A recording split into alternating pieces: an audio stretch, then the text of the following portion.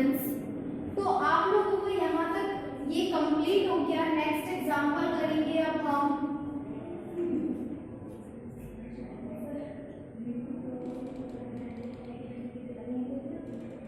ठीक है, तो इसके आगे करेंगे हम सेकंड एग्जांपल को। देखो आपका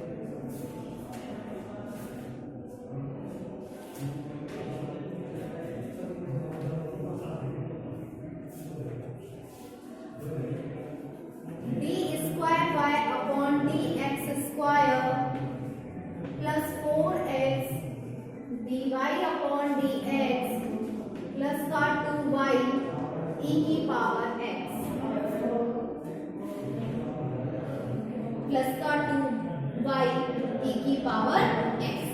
तो अब इस क्वेश्चन को हमें सॉल्व करना है। अब हमें कैसे पता लगेगा कि ये कौन से चैप्टर का क्वेश्चन है, क्योंकि पहला चैप्टर अलग हो गया, उसमें सीधे फॉर्मूलाज हैं। दूसरे चैप्टर में p आता है, तीसरे चैप्टर के सेम यही क्वेश्चन होते हैं और फोर्थ चैप्टर के भी, लेकिन फोर्थ चैप्टर में जो ऊपर है वही नीचे होना चाहिए। तो आपका क्वेश्चन फोर्थ चैप्टर का हुआ, अदरवाइज आपका क्वेश्चन कौन से चैप्टर का हो गया, थर्ड चैप्टर का। क्लियर? आगे लिखेंगे अब हम यहाँ से।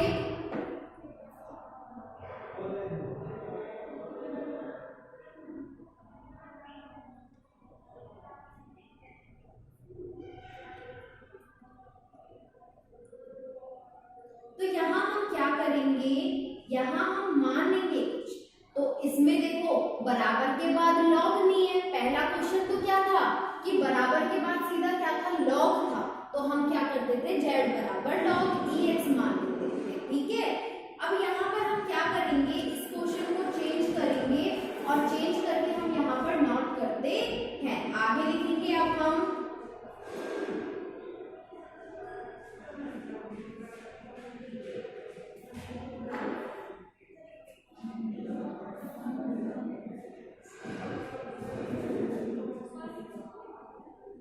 z बराबर हमने देखो 1 minute,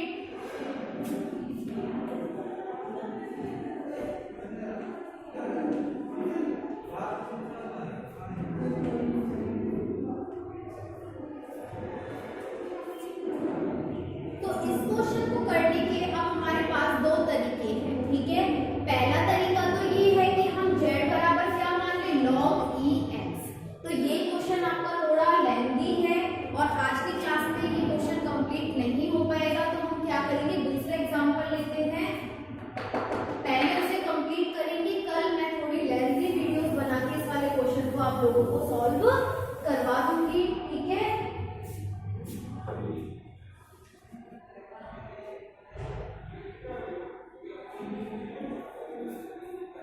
x square d2y upon dx square x dy upon dx plus का 2y x log x। ठीक है, सॉल्यूशन करेंगे। तो सबसे पहले हम क्या मानते हैं, माना कि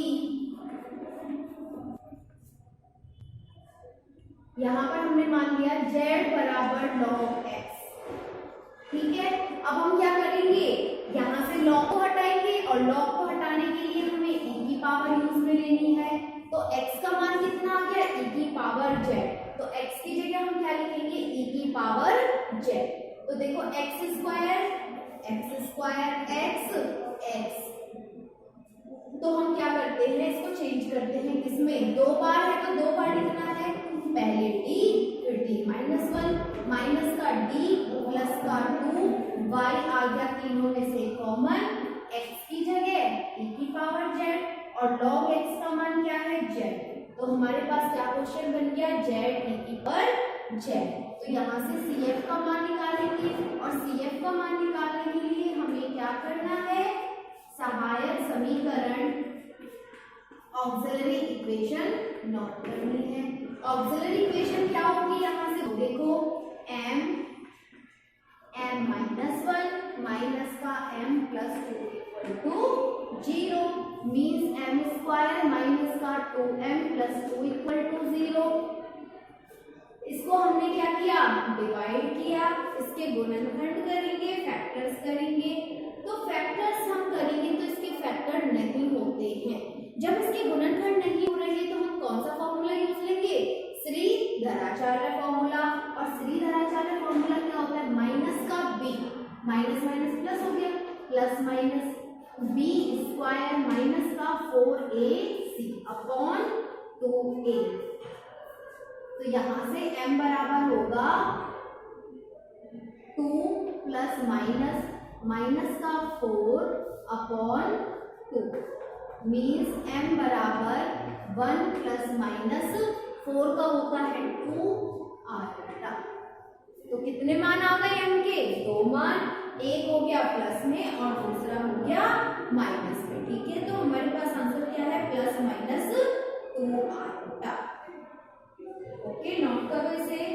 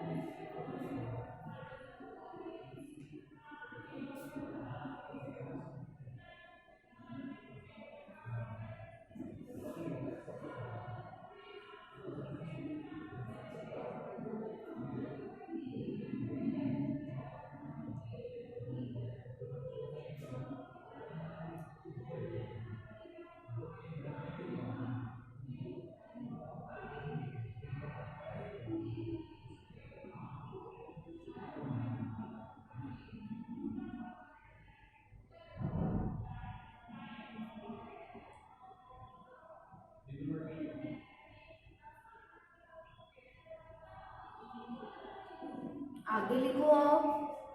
अब हम इसका CF का मान लिखेंगे।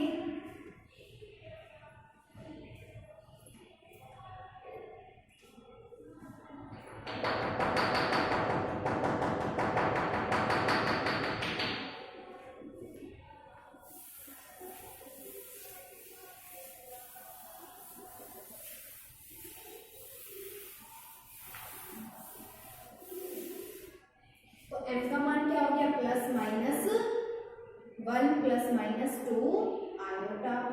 ठीक है, तो फॉर्मूला क्या होता है, e की पावर अल्फा x, e की पावर अल्फा का मान 1 और z, क्योंकि यहाँ z का फलन है अभी, c1 cos 2z c2 sin 2z। क्या करेंगे, z का मान पुट कर देंगे, put the value of z।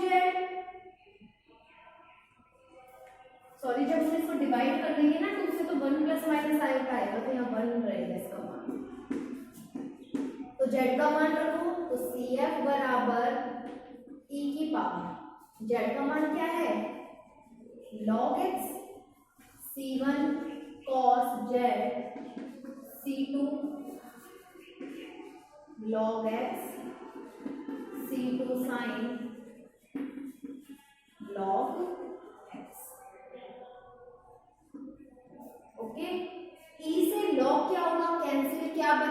जाएगा x, तो आगे कितना आ जाएगा हमारे पास x आ जाएगा।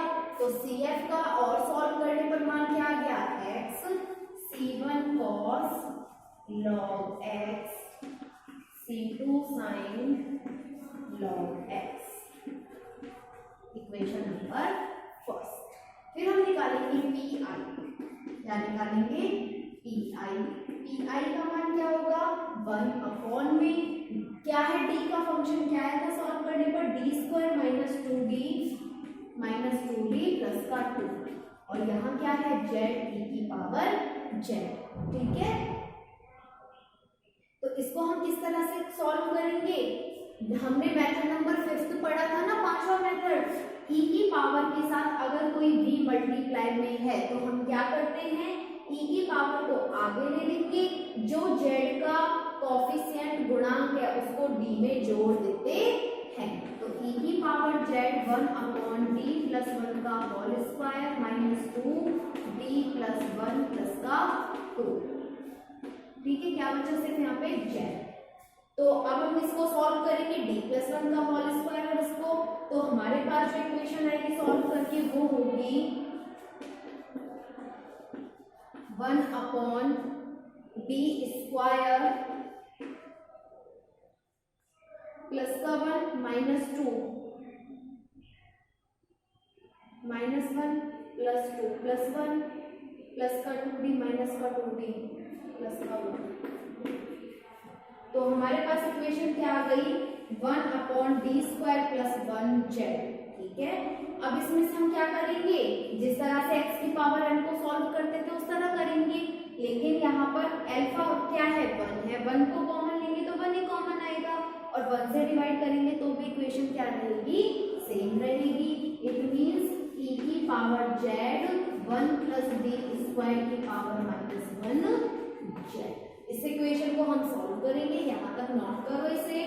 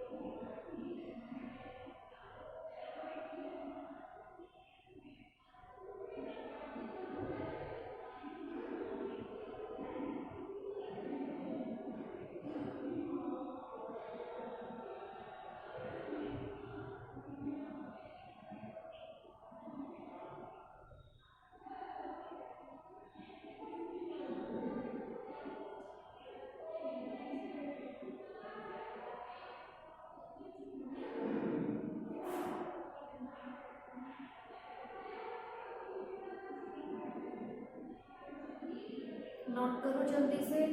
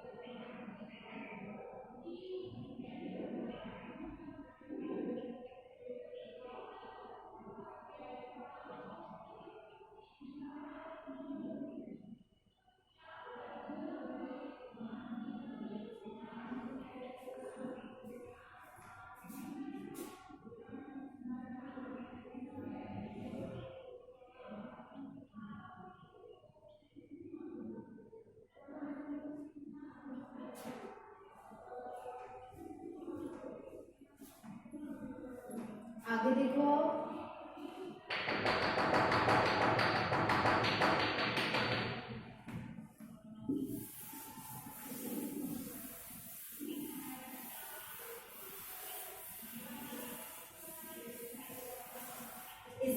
को ओपन करेंगे और ओपन करके हमारे पास आएगा e की power z 1 minus B square plus b की पावर 4, इस तरह से आगे और z e की पावर z, इस z को मल्टीप्लाई कर दो,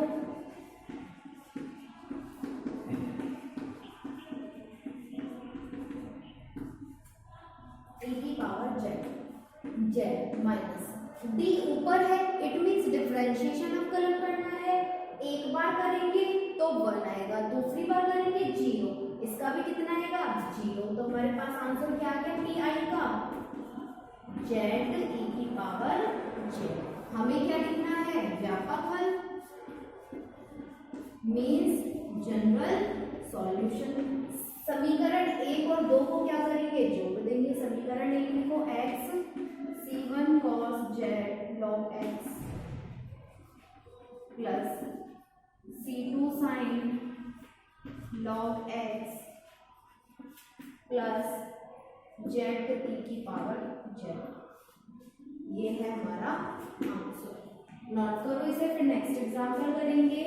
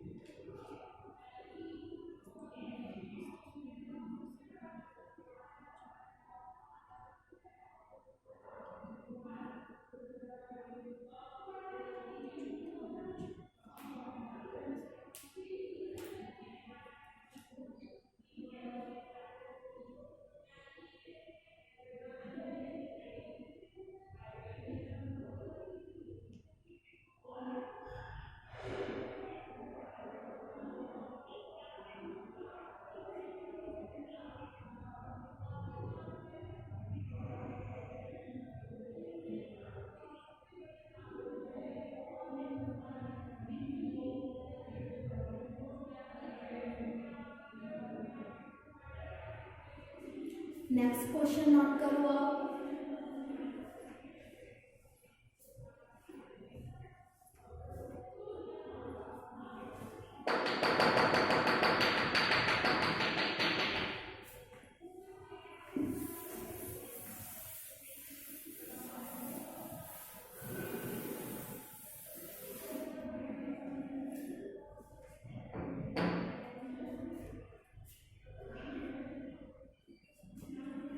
x की power 4 d3y upon dx cube plus 2x cube d square y upon dx square minus x square dy upon dx plus का xy इक्वल टू 1। तो देखो इस क्वेश्चन को हम इस मेथड से सॉल्व नहीं कर सकते। क्यों? x की पावर 4 3 3 2 2 1। तो हम क्या करते हैं, इसमें से x को कॉमन ले लेते हैं, तो हमारा इक्वेशन बन जाएगा 4th चैप्टर के जैसे। x को हमने ले लिया common, x cube d3y upon dx cube 2x square minus x plus का y इक्वल टू 1। इस x का क्या किया, डिवाइड कर देंगे। तो डिवाइड करेंगे तो हमारे पास इक्वेशन आएगी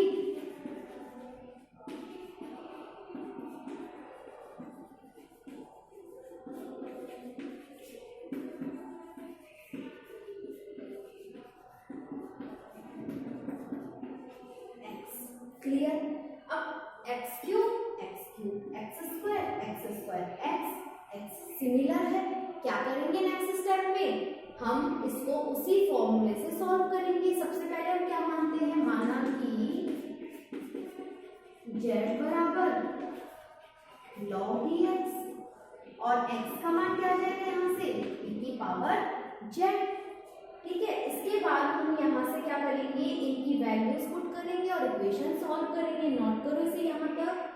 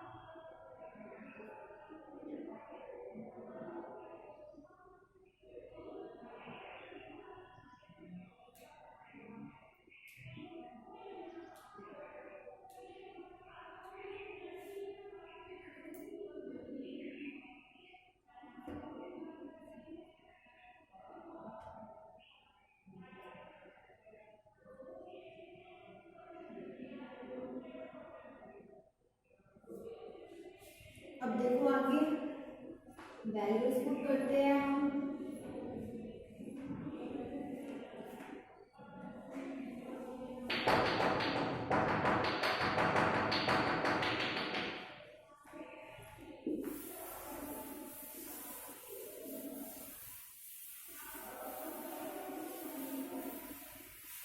तो हमारे क्वेश्चन कहाँ से स्टार्ट है, एक्स क्यूब से, और एक्स क्यूब d3/dx क्यूब को हम क्या लिख सकते हैं यहाँ से, d -1 d-2 प्लस का 2 d -1 माइनस का d प्लस का 1, y आ गया सब में से कॉमन, और क्या आ जाएगा 1/3 की पावर z।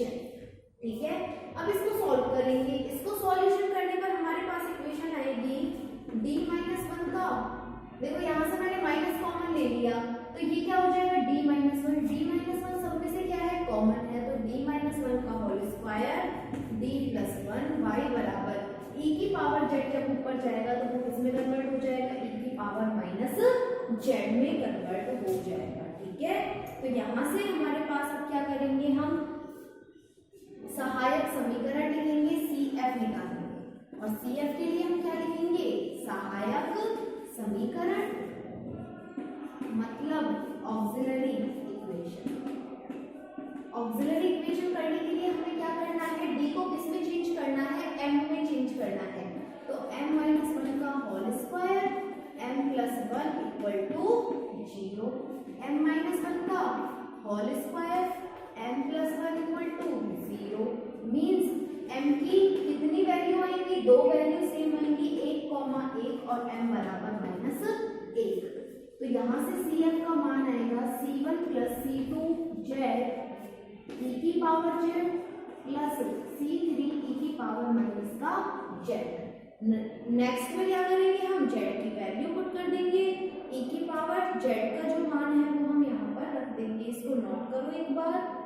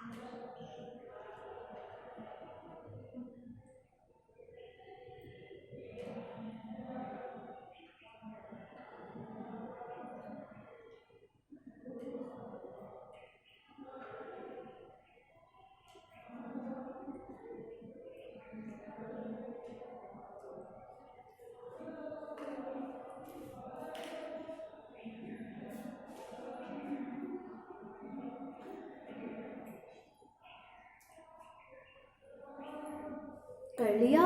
अब हम इसमें क्या करेंगे, जो जेड e की पावर जेड है उसकी वैल्यू पुट करेंगे नेक्स्ट स्टेप में। देखो आप,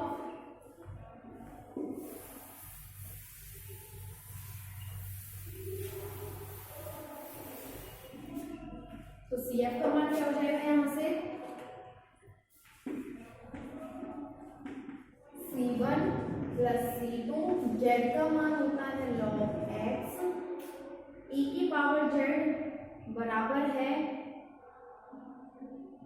xk प्लस C3 और e की पावर माइनस जेड बराबर हो जाएगा x की पावर -1 के इक्वेशन नंबर 1। इसके बाद हम PI निकालेंगे। PI निकालने के लिए हमें d का फंक्शन है जो नीचे रखना होगा और बराबर में क्या है,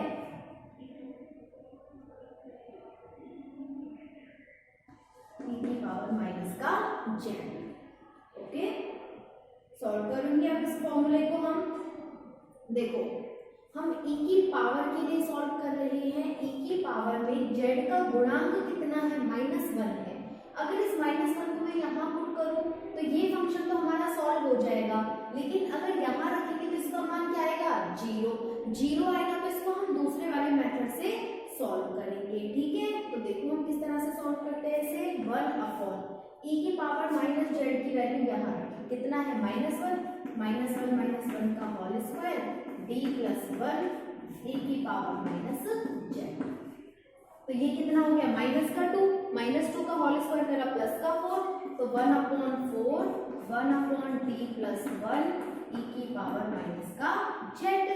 अब हम इसका कोफिशिएंट नहीं रख सकते, किस फॉर्मूले से करेंगे इसको, देखो 1/4 1/d में क्या करते हैं, जितना भी उसका गुणांक है कोफिशिएंट उसे जोड़ देते हैं।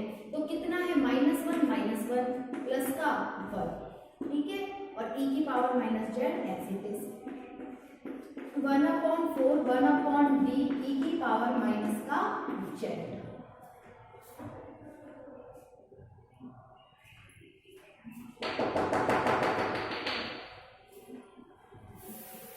तो देखो यहां से PI बराबर क्या होगा, 1/4। D कहाँ है, नीचे है, नीचे का मतलब इंटीग्रेशन समाकलन, और जब हम इसका समाकलन करेंगे e की पावर का, e की पावर होता है। ठीक है, और उसका क्या हो जाएगा, dz का z। तो आपके पास जो PI का मान आएगा वो PI का मान होगा आपका 1/4 z e की पावर माइनस का z। आफ्टर दैट हम क्या करेंगे, यहाँ पे z की वैल्यू पुट करेंगे। z का मान किसके बराबर है, log x, और e की पावर माइनस का log x। इट मीन्स -1 यहाँ से हटके यहाँ चला जाएगा, e और log एक दूसरे से कैंसिल हो जाएंगे, तो 1/4x log x समीकरण नंबर 2। तो हमारे पास PI का मान क्या आ गया, 1/4x log x। अब हम क्या लिखेंगे यहाँ पर, व्यापक हल, मतलब जनरल सॉल्यूशन। समीकरण 1 और 2 को जोड़ दो। समीकरण 1 और 2 को हम जोड़ेंगे तो हमारे पास आएगा x C1 plus C2 log x। ठीक है, C1 plus C2 log x plus C3 x की पावर -1 प्लस का 1/4x log x। ये है इसका आंसर, नोट कर लो इसे। फिर हम नेक्स्ट एग्जांपल करेंगे।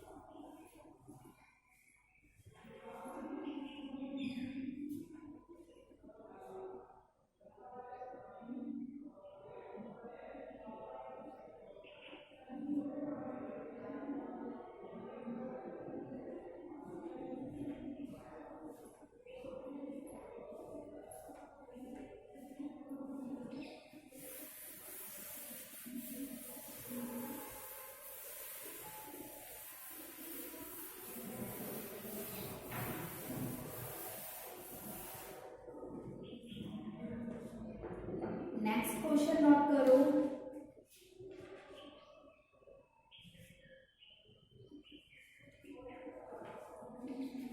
X square D two Y upon D X square plus का 4x D Y upon D X plus 2y equal to e की पावर x।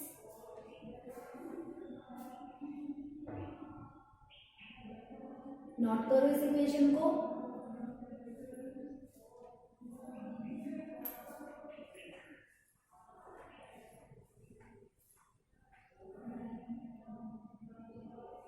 ठीक है, अब देखो इस क्वेश्चन को हम सॉल्व करते हैं। जैसे हम हमारा मेथड सॉल्व करते हैं हम उसी मेथड से इसे सॉल्व करने की कोशिश करेंगे। लिखो सॉल्यूशन में माना z equal to log x और x बराबर e की पावर z। ठीक है, इसको इस वाले फॉर्मूले में पुट करेंगे तो 2 बार है तो एक बार d दूसरी बार d माइनस 1 प्लस का 4d प्लस का 2 y common equal to e और x की जगह क्या मान रख देंगे e की पावर z मान रख दिया। इसको सॉल्व करो तो d स्क्वायर माइनस का d प्लस का 4d प्लस का 2 y इक्वल टू e की पावर z। क्लियर इतना। अब हम क्या करेंगे CF निकालेंगे और CF निकालने के लिए हमें क्या करना पड़ेगा सहायक समीकरण ऑक्सिलरी इक्वेशन।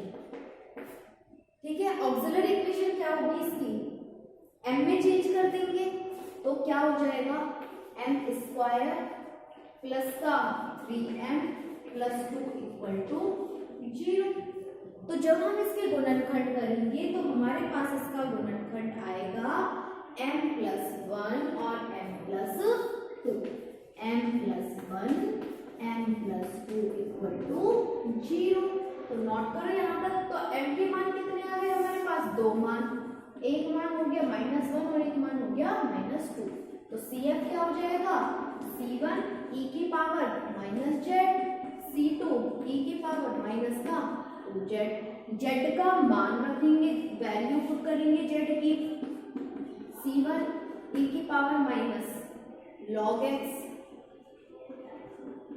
C2 e की पावर माइनस का 2 log x equal to C1। ये जो इसके आगे जो भी कोफिशिएंट है नंबर है वो कहाँ चला जाता है इसकी पावर में। तो C1 e की पावर log x की पावर -1 C2 e की पावर log x की पावर माइनस का 2। e से log हो गया कैंसिल तो क्या बचा C1 x की पावर -1 C2 x की पावर -2 इक्वेशन नंबर 1। तो इसका CF क्या आ गया C1 x की पावर -1 C2 x की पावर -2। ठीक है, अब हम क्या निकालेंगे इसका PI। तो नोट करो इसे यहाँ तक।